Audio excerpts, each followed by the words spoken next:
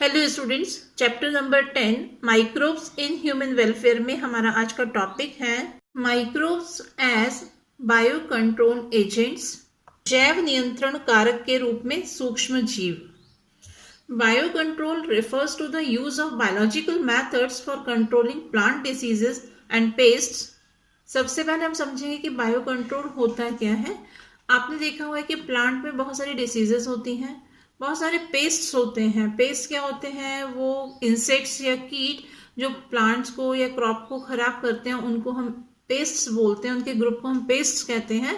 तो जो कीटों का ग्रुप होता है वो पेस्ट कहलाता है।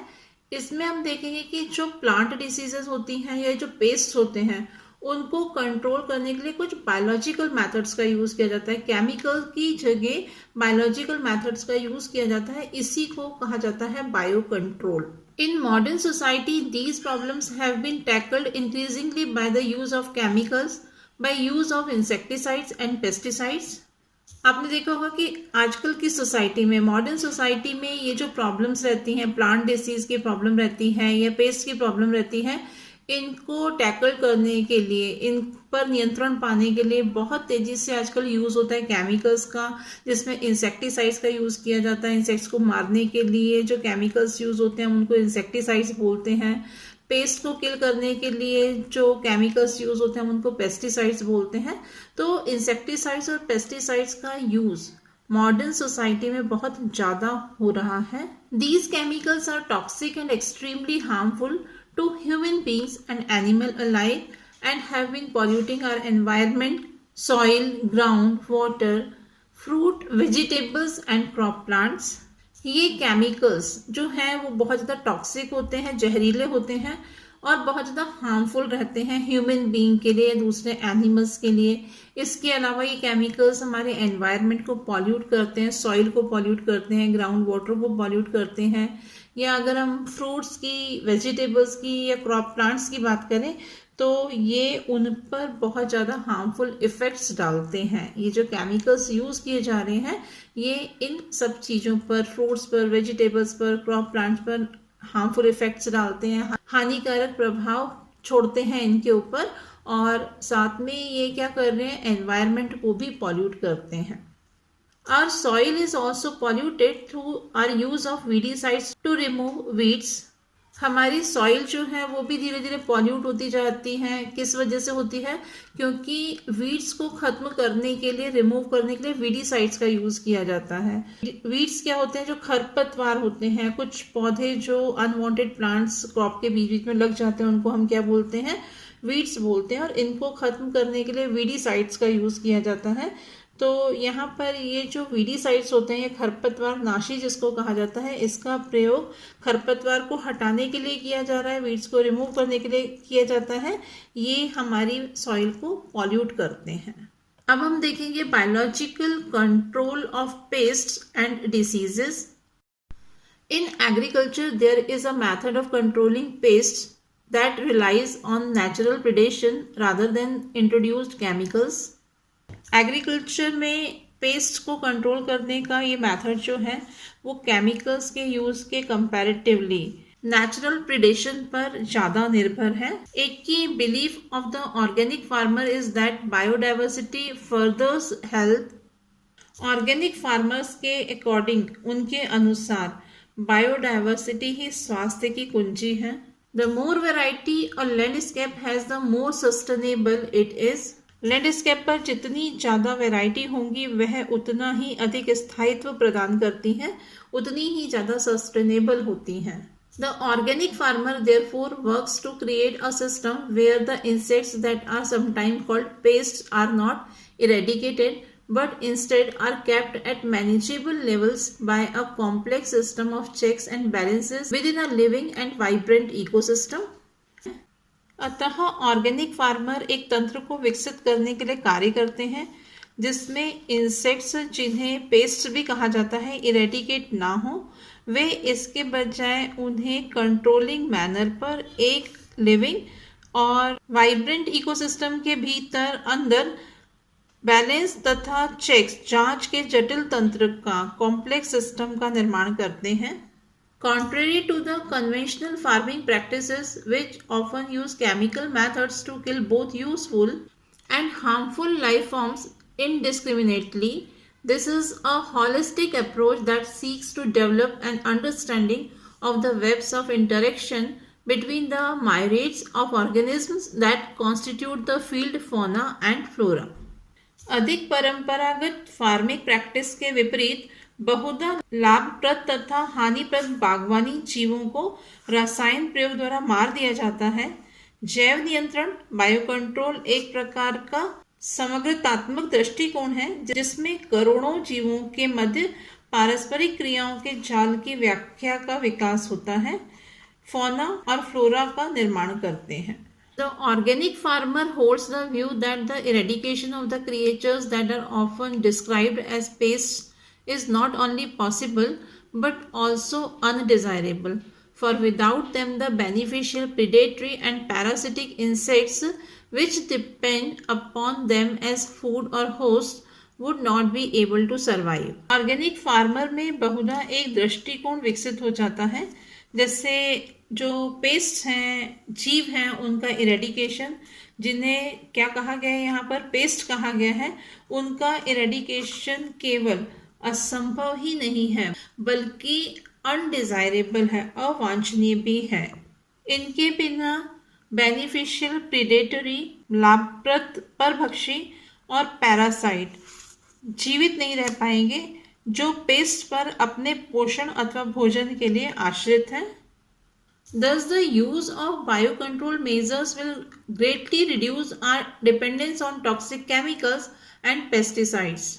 और इस प्रकार बायोकंट्रोल मेथड से जो टॉक्सिक केमिकल्स हैं या दूसरे इंसेक्टिसाइड्स हैं पर हमारी जो आश्रितता है, हम जो डिपेंड हैं, वो काफ़ी हद तक घट जाएगी। तो इस तरह से बायोकंट्रोल मेथड से जो केमिकल्स हैं, टॉक्सिक केमिकल्स हैं या इंसेक्टिसाइड्स हैं या पेस्टिसाइड्स हैं जिस पर हम पूरी तरह से आश्रित हैं, या हम बोल सकते हैं कि जिन पर हमारी जो आश्रितता है वे काफ़ी हद तक घट जाएगी। हम इतना ज़्यादा डिपेंड नहीं रहेंगे केमिकल्स पर और इंसेक्टिसाइड्स पर और पेस्टिसाइड्स पर। An important part of the biological farming approach is to become familiar with the various life forms that inhabit the field, predators as well as pests, and also their life cycles, patterns of feeding and the habitats that they prefer. इस प्रकार biological farming के प्रस्ताव का महत्वपूर्ण भाग विभिन्न जीवों के रूपों से परिचित होता है, जैसे खेतों को प्रीडेटर्स तथा पेस्ट्स द्वारा उनके जीवन चक्र, उनके फूड लेने का जो मेथड है वो, तथा हैबिटेट के रूप में पसंद किया है। This will help develop appropriate means of biocontrol. ये सब मिलकर बायोकंट्रोल के उचित साधनों को विकसित करने में सहायक होते हैं, हेल्पफुल होते हैं। The very familiar beetle with red and black marking, the ladybird and dragonflies are useful to get rid of aphids and mosquitoes respectively.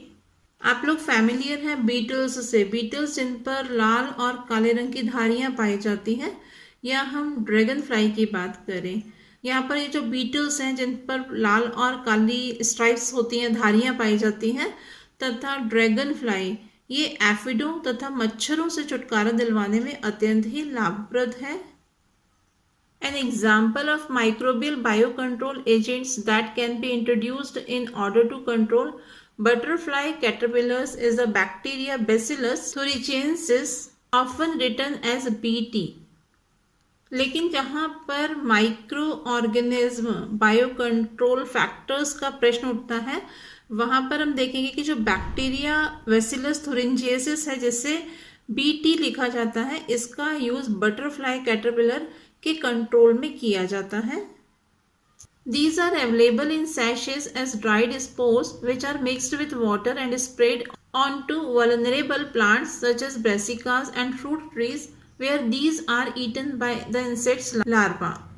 ये ड्राई स्पोर्स के फॉर्म में, पैकेट्स के फॉर्म में उपलब्ध रहते हैं, इन्हें पानी में मिला दिया जाता है और इस मिश्रण को जो वल्नरेबल प्लांट हैं, दोषपूर्ण प्लांट हैं जिन पर डिसीज रहती हैं, उन पर, जैसे कि ब्रेसिका प्लांट्स होते हैं, सरसों समूह के प्लांट होते हैं, या फल वृक्षों जिनकी पत्तियां कीट लार्वा द्वारा खा ली गई हैं, उन पर इसका स्प्रे कर दिया जाता है।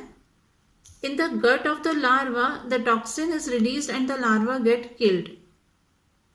की जो गट रहती है, पाचन नली रहती है, उसमें टॉक्सिन निकलता है और लार्वा मर जाता है। The bacterial disease will kill the caterpillars but leave other insects unharmed. ये बैक्टीरियल डिसीज जो है, जो जीवाणुवीय रोग जो रहता है, या बोल सकते हैं बैक्टीरियल डिसीज जो है, ये कैटरपिलर को तो मार देती है पर ये दूसरे इंसेक्ट्स को कोई भी नुकसान नहीं पहुंचाती है। Because of the development of methods of genetic engineering in the last decades or so, the scientists have introduced Bacillus thuringiensis toxin genes into plants. लगभग पिछले दशक में जेनेटिक इंजीनियरिंग के डिफरेंट मेथड्स में विकास से scientist Bacillus thuringiensis toxin gene को पादपों में पहुंचा सके हैं, प्लांट्स में पहुंचा सके हैं। Such plants are resistant to attack by insect pest. ऐसे प्लांट जिनमें ये जीन प्रेजेंट है, वो जो पेस्ट रहते हैं उनके आक्रमण के प्रति रेजिस्टेंट शो करते हैं, उनके अटैक के अगेंस्ट रहते हैं। वो उनके अटैक का इनके ऊपर, इन इंसेक्ट्स के ऊपर कोई भी असर नहीं पड़ता है। BT cotton is one such example which is being cultivated in some states of our country. BT cotton इसका एक उदाहरण है जिसे हमारे देश के कुछ राज्यों में उत्पन्न किया जाता है। You will learn more about this in chapter 12 और हम बीटी कॉटन के बारे में चैप्टर 12 में डिटेल में पढ़ेंगे। A biological control being developed for use in the treatment of plant disease is the fungus trichoderma. Biological control method के अंतर्गत फंगस ट्राइकोडर्मा का यूज प्लांट डिसीज के ट्रीटमेंट में किया जाता है।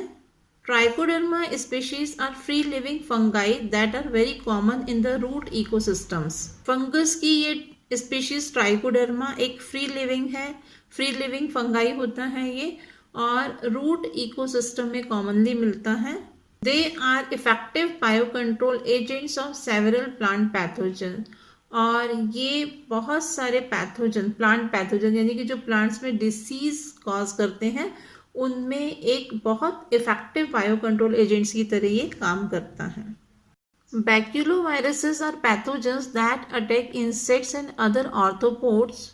बैक्यूलोवायरसेस ऐसे पैथोजेंस हैं जो इंसेक्ट्स पर और आर्थ्रोपोड्स पर अटैक करते हैं। आपको मालूम है disease causing organism, micro organism को पैथोजन कहा जाता है। The majority of baculoviruses used as biological control agents are in the genus nucleopolyhedrovirus. अधिकांशतः बैक्यूलोवायरसेस, मेजॉरिटी ऑफ बैक्यूलोवायरसेस जिनका यूज बायोलॉजिकल कंट्रोल एजेंट की तरह किया जाता है, ये सभी जीनस न्यूक्लियोपॉलीहेड्रोवायरस में आते हैं। These viruses are excellent candidates for species-specific narrow-spectrum insecticidal applications. ये वायरसेस स्पीशीज स्पेसिफिक होते हैं। स्पीशीज स्पेसिफिक मतलब पर्टिकुलर स्पीशीज पर ही अटैक करते हैं।